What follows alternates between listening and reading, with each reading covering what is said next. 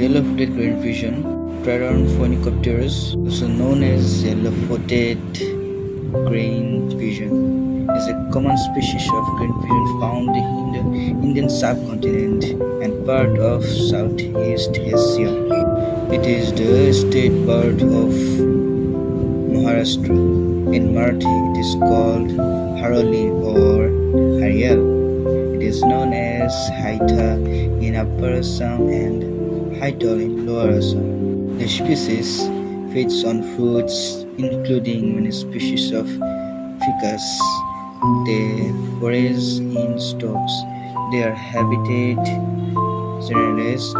In the early morning, they are often seen sunning on the top of emergent tree in dense forest area, especially banyan trees, but they have also been spotted in natural remnant in urban area. Their population is currently increasing. On the view of biological conservation status, it is a least concerned species. It means it is not threatened or it is not nearly extinct.